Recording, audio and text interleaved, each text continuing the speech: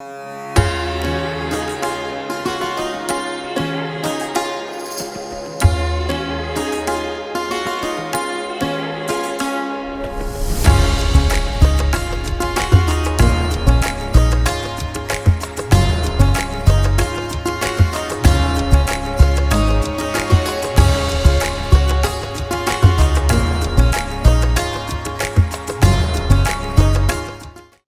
Investment traders, welcome back to the channel.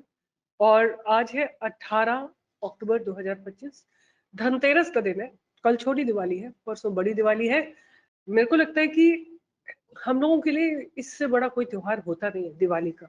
और दिवाली का simple सा मतलब होता है कि हम सब मिलके एक दूसरे के लिए प्रार्थना करते हैं, प्रेयर करते हैं, लक्ष्मी जी का आह्वान करते हैं। और अगर मुझसे आप पूछें बचपन से मैं क्या करती हूँ, तो मेरे लिए दिवाली और नया साल डिटर्मिनेशन के दिन होते हैं। मैं अपने आप को इवेल्युएट करती हूँ कि मैं पिछले साल से अब तक मैंने क्या किया, और हर एस्पेक्ट में करती हूँ। मतलब कि whether I grew financially, whether I grew as a human being, whether I grew in my health और नॉट, या मेरी हेल्थ नीचे गई है। और I also evaluate myself with respect to how many people I have met, और मैंने कितने अच्छे अच्छे लोगों से अपने रिलेशनशिप्स डेवलप किए। इन सब के ऊपर मैं अपने आप को इवेल्युएट करती हूँ। जब हम यहाँ पे बैठे हैं, इस जगह पे बैठे हैं, तो मैं आपको बार बार बोलती हूँ कि हमको हमेशा अपने फाइनेंशियल्स को डेफिनेटली इवेल्युएट करना चाहिए। On a Diwali, on a new year's eve, आपको सोचना चाहिए कि कैसा रहा मेरा एक साल, राइट। बार बार मैं आपको बोलती हूँ कि दिवाली पे हम लक्ष्मी जी की वंदना करते हैं, उनसे प्रार्थना करते हैं कि हमारे साथ रहना, राइट। मगर हम ये भूल जाते हैं कि लक्ष्मी का निवास वही होता है जहाँ पे सरस्वती जी विराजमान होती है। सरस्वती जी का मतलब है कि जहाँ शिक्षा का स्थान है वहीं लक्ष्मी का स्थान, राइट। आप उठा उठ के देख सकते हो, जो majority, I am not saying कि everybody, but majority people who are educated are doing well. So मैं कल ही एक बात को शेयर कर रही थी कि हम लोग पढ़ाई करते हैं from nursery to about graduation, then post graduation, then specialisation. लगातार हम 15-20 साल पढ़ाई करते रहते हैं, किस लिए? पैसा कमाने के लिए, ठीक है। फिर हम स्टॉक मार्केट में आते हैं, जहाँ पे केवल और केवल पैसे का काम होता है। वहां हम बिना अपने आप को एजुकेट किए हुए अपना हार्ड अर्न मनी लगा देते हैं। इसंट इट एन आयरनी? कितनी बड़ी दुविधा है कि आप लोग सोचते ही नहीं। जब आपको पैसा लगाना होता है तो आप ये नहीं सोचते कि मुझे अपने आप को इसके बारे में एजुकेट करना है। तो मैं आपको सच में बताऊंगी कि ईयर आफ्टर ईयर जब मुझे कोई एजुकेटर स्टॉक मार्केट का नहीं मिल रहा था, तो मैं हर साल दर साल में केवल एक डिटर्मिनेशन करती थी कि मुझे स्टॉक मार्केट को बेटर समझना है। मुझे स्टॉक मार्केट में क्या होता है, कैसे होता है, क्यों होता है, क्यों एक स्टॉक चलता है, क्यों एक स्टॉक गिरता है, ये सारे डायनामिक्स मुझे अच्छे से समझ आने चाहिए। और अभी भी कोशिश कर रही हूँ समझने की, सीखने की। मेरा ऐसा मानना है और मैं ऐसी प्रेयर करूंगी कि आप सब लोग, आप सबका आने वाला एक साल बहुत बहुत बहुत बेहतर हो। आपके जीवन में बहुत सारी खुशियां आए। और अगर कभी कोई चैलेंज आ भी जाता है तो आपके पास इतनी मेंटल स्ट्रेंथ होनी चाहिए, फिजिकल स्ट्रेंथ होनी चाहिए, फाइनेंशियल स्ट्रेंथ होनी चाहिए कि आप उस चैलेंज को पार कर सकें। और ऐसा तो है नहीं कि जब तक हम लोग, till the time we are alive, we will have to go through challenges, right. तो चैलेंजेस को to meet with them head on also requires a lot of courage. I just will pray that you all have courage, conviction, determination to really come out brilliantly in the next 1 year. तो शुरुआत करते हैं आज के video की। और आज की वीडियो को मैं कंटिन्यू करूंगी where I left yesterday। मैं आपके साथ शेयर करूंगी कुछ स्टॉक्स जो मैंने इस दिवाली से अगली दिवाली तक के लिए आपको दिए। पहले मैं आपको क्राइटेरिया बताऊंगी कि व्हाट इज माय क्राइटेरिया। तो फर्स्ट क्राइटेरिया हमने क्या देखा है, दो तीन चीजें देखी है। एक तो टेक्निकल सेटअप देखा है, because the technical setup, the price action is something what I am expert of, right. मुझे प्राइस और वॉल्यूम का कॉम्बिनेशन बहुत अच्छे से समझ में आता है। तो हमने सबसे पहले उसको देखा, फिर हमने एक लिस्ट बनाई out of 5-6,000 stocks. We brought it down to about 25 stock. अब हमने ये जो 25-30 स्टॉक्स थे उनको हमने फंडामेंटली चेक किया। फंडामेंटली जब हमने चेक किया तो हमने देखा कि उनकी फ्यूचरिस्टिक ग्रोथ है कि नहीं है, अभी क्या कर रहे हैं, आने वाले समय में कंपनी क्या करने वाली है, उन सबको हमने इवेल्युएट किया। और we been doing it for last many days, you know. बार बार स्टॉक्स को देख रहे हैं, समझ रहे हैं टेक्निकल सेटअप पे, फंडामेंटली हर एस्पेक्ट पे जज कर रहे हैं, और जहाँ पे भी like we have quite a lot of arguments also with each other, no this one is good, this one is bad, and we had to, I felt it was a healthy conversation and healthy fight because we were wanting to give our level best. तो ऐसे करके हम लोग, मैंने 5 stocks तो तब भी निकाले हैं जो कि टेक्निकली और फंडामेंटली दोनों तरीके से अच्छे लगते हैं। अब क्या है कि मैं आप लोगों को, before I give the stocks, because you all are keen to know the stocks, मैं आपको स्टॉक देने से पहले एक बात बोलूंगी कि lot of people have been saying कि मार्केट गिरेगा, क्रैश आएगा, इन्फ्लेशन होगा, यूएस मार्केट गिरेगा, यूएस मार्केट गिरेगा तो ऐसा हो ही नहीं सकता कि इंडियन मार्केट ना गिरे। और people are giving a lot of references, जैसे लोगों ने एक रेफरेंस दिया है कि इतने आईपीओ कभी नहीं आते थे, 2008 में आ रहे थे इतने IPO, and there's a clear indication that market is about to fall. That's one indication. Second is being talked about gold prices. So the gold prices and the silver prices are just skyrocketing, और वो तभी होता है जब market को fall करना होता है, राइट। तीसरा दिया जा रहा है कि बॉन्ड यील्ड बहुत ज्यादा है, राइट। जब safe, bond is supposed to be safer, so people will rush towards the bond and hence market may fall. तो इतने सारे आर्ग्यूमेंट्स दिए जा रहे हैं, तो इन सबको भी आप मद्देनजर रखिएगा जब आप इन्वेस्टमेंट करें। You don't have to put all your life saving into 1, 2 और 3 स्टॉक। छोटा छोटा पैसा टाइम में अगर लगाइए, बिकॉज ऐसा नहीं है मार्केट आज है कल नहीं होगा, वाइप आउट हो जाएगा या आगे कल कोई आपको स्टॉक ही नहीं मिलेगा, ऐसा नहीं होता है। नए स्टॉक्स आते रहते हैं, चलते रहते हैं। अभी आप लोगों को 2-3 दिन पहले मैंने एक्यूटास दिया था, राइट, एक्यूटास दिया था। उसी तरह के और स्टॉक्स आते रहेंगे, तो कोई ऐसे स्ट्रेस लेने वाली बात नहीं होती है, राइट। तो एनीवे अब हम आपके साथ 3 स्टॉक शेयर करूंगी और 2-3 मैं जस्ट नाम लूंगी, आपको अगर अच्छा लगता है। मैं उनको ऑलरेडी स्टडी कर चुकी हूँ, तो पहले जो मैंने ऑलरेडी स्टडी कर चुके हैं उनकी मैं बात करूंगी। तो एक उनमें से है गॉडफ्रे फिलिप, जो आप अपने रडार पे 100% रख सकते हैं, राइट। गॉडफ्रे फिलिप को आप अपने रडार पे बिल्कुल रखिए, ये बिल्कुल हमारा सेटअप है, इसमें everything is what I look at. Company के फंडामेंटल्स अच्छे हैं, हालांकि क्योंकि ये सिगरेट सेगमेंट का स्टॉक है, होता क्या है कि गवर्नमेंट टाइम एंड अगेन नए नए टैक्सेस लगाती रहती है सिगरेट के ऊपर। तो इसमें in spite of all that, in spite of all that, आप देखो स्टॉक जो है वो एक अप मूव में ही चल रहा है, राइट। स्टॉक जो है लगातार एक अप ट्रेंड में ही है, थोड़ा सा करेक्शन आता है और फिर उसके बाद बाउंस आता है, फिर थोड़ा करेक्शन, फिर बाउंस, फिर थोड़ा करेक्शन, फिर bounce.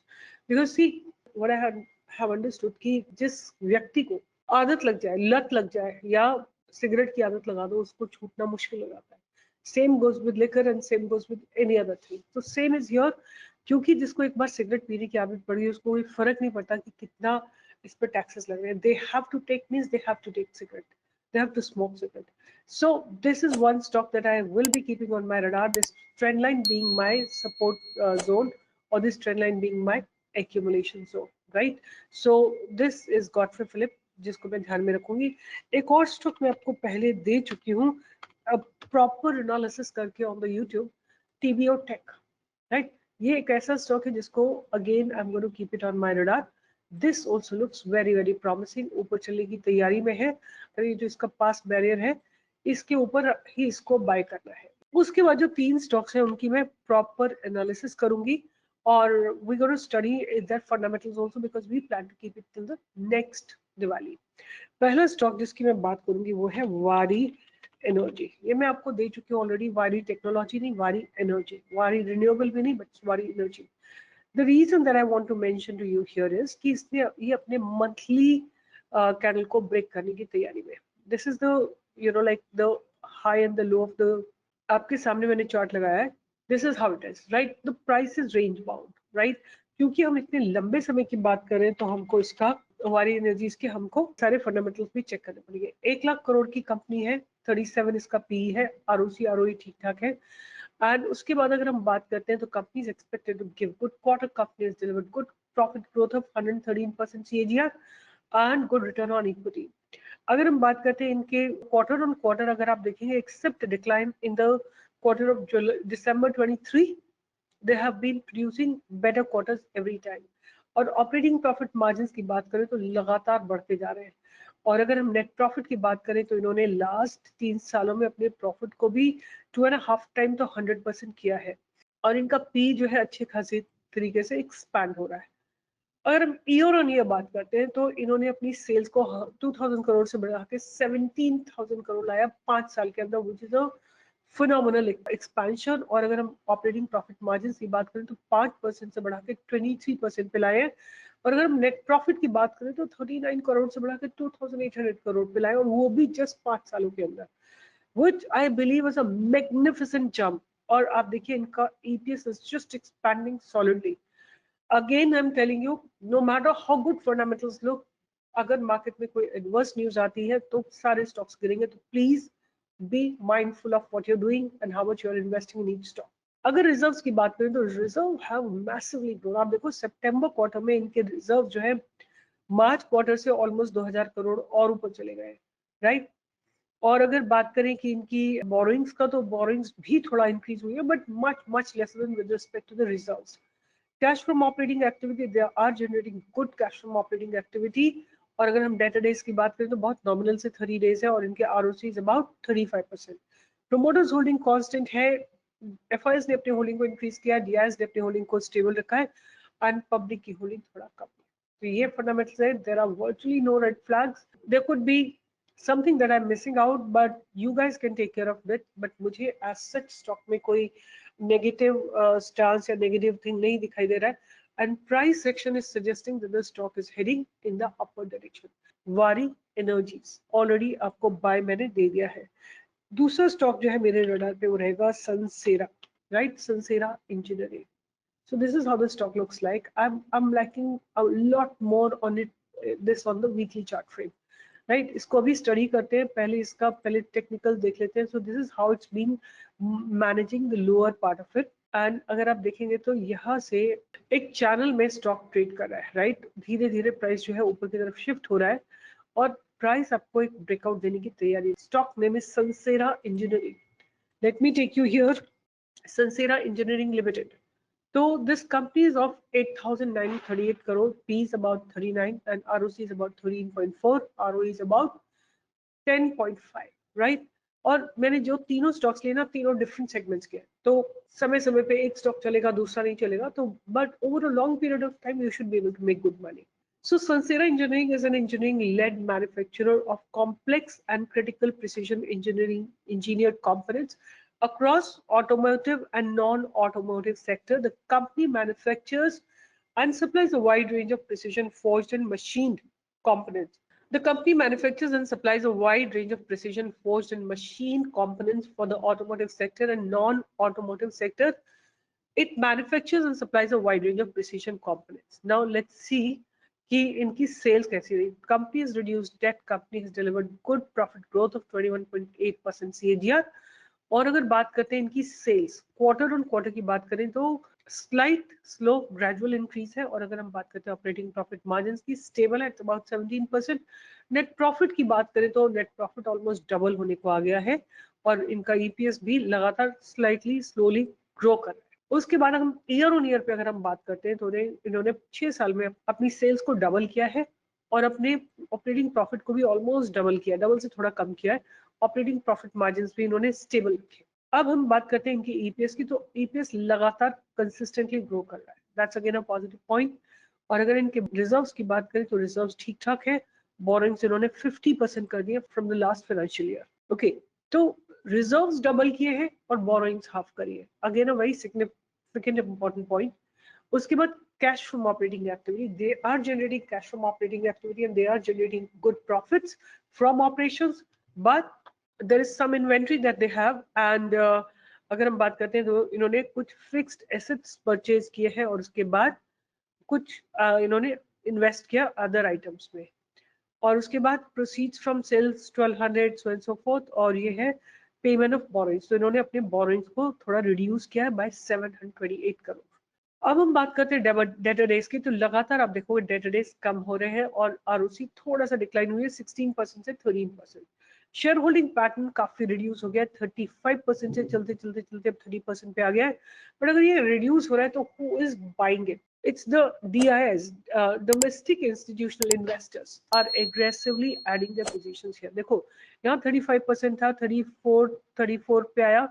Meanwhile, domestic institutional has gone from 28 to 28.56 to 34.67, then 32, then 37, 37, 36, 37%, right? लगातार domestic institutional investors अपनी इसमें पोजीशन इंक्रीज कर रहे हैं। तो ओवरऑल मुझे कोई ऐसा खास मेजर चैलेंज नहीं दिख रहा है संसेरा में। और संसेरा जो है रिसेंटली लिस्टेड आईपीओ है। अब लास्ट जो मेरे को अच्छा लग रहा है, और पहले उसके फंडामेंटल्स को स्टडी करते हैं। The stock name is Supriya.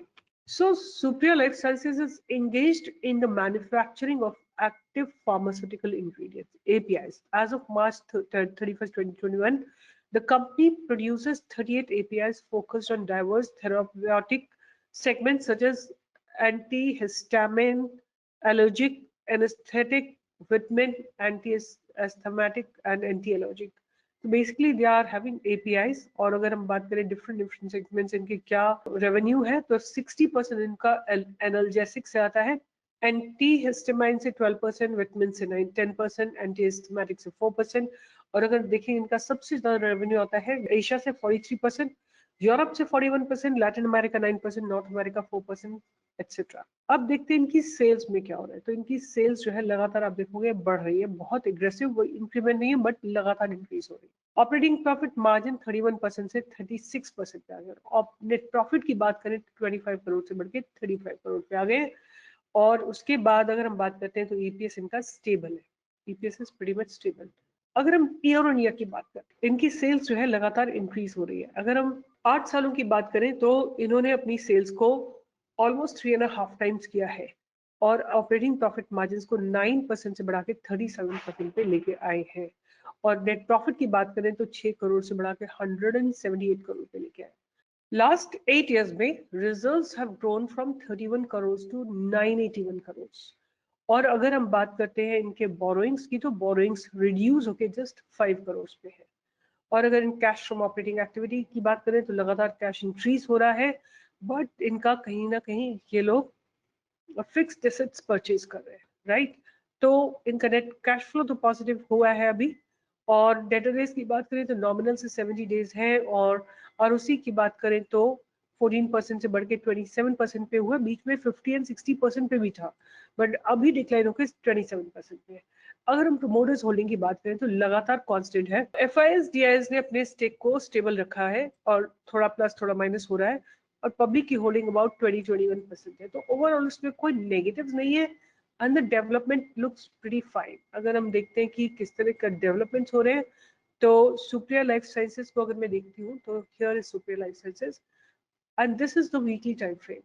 From many weeks the stock has been just consolidating, right? Stock has been just consolidating. अगर आप इसको इस तरह भी नोटिस करना चाहो तो आप देख सकते हो। So आप इसको ऐसे भी देख सकते हो कि it's almost like forming a double bottom pattern, right? And now it's getting ready after the consolidation. So क्योंकि ये मैं अपने सामने वीकली चार्ट लगा रखा है, the movement may not be very sharp, right? The movement may be slow. तो आपको अगर लॉन्ग टर्म पर्सपेक्टिव है, आप इसमें 6 महीना, 8 महीना, 10 महीना या 1 साल रह सकते हो, तभी आप इसमें एंटर करें, because the time frame in which I am looking at it is pretty long. तो सपोज कोई नेगेटिव न्यूज आ जाती है या ये स्टॉक गिर जाता है बाय एनी चांस, तो आपको 600 पे और एक्यूमुलेट करना है या इसको एग्जिट करना है, चॉइस इज योर्स। तो ये स्टॉक मुझे ऐसा लगता है इसमें आने वाले कुछ समय में 1000 का टारगेट आपको आता हुआ दिखाई देगा। तो Supriya life sciences you can keep on radar.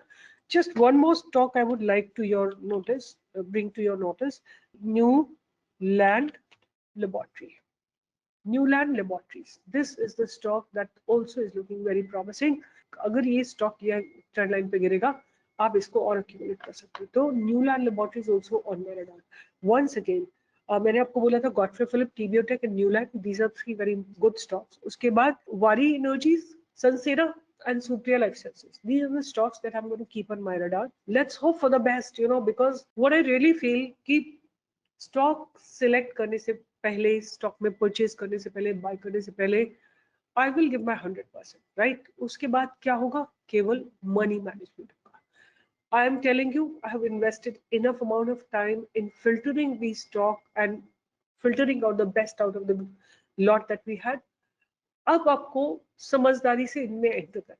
कितना क्वांटिटी लगाएंगे, कहाँ गिरेगा, वो पूरा पेपर पे लिखिए, पेन पे लिखिए, because nobody is God of stock market. ऐसा कुछ नहीं कि जो हमने बता दिया वो ऊपर भागेगा ही भागेगा। हमने कोशिश करी। I have put everything that I knew about stock market in finding out these stocks. No, you have to put everything in doing the risk management, money management, trade management, and entry, exit, and stop loss. and keep learning about stock market. Next 1 year में आपको बिल्कुल efficient trader बनना है और इस market में पैसा देना नहीं है, निकाल के लेके जाना है। एक और चीज मैं आपको बोली थी कि कल which is Sunday और 19 अक्टूबर 2025 को हम लोग जो है वर्कशॉप लेके आ रहे हैं सुबह 10 बजे। आई डोंट नो ये वीडियो आपको मिलेगा नहीं मिलेगा, तो आप 25 तारीख को सेम वर्कशॉप ज्वाइन कर सकते हो 4 to 6:30 in the evening. 25 Saturday evening को आप वो वर्कशॉप ज्वाइन कर सकते हो। अपनी फाइनेंशियल डेस्टिनी को आप खुद ही चेंज करोगे, no one will be able to help you. Take the first step, learn about stock market and make consistent money.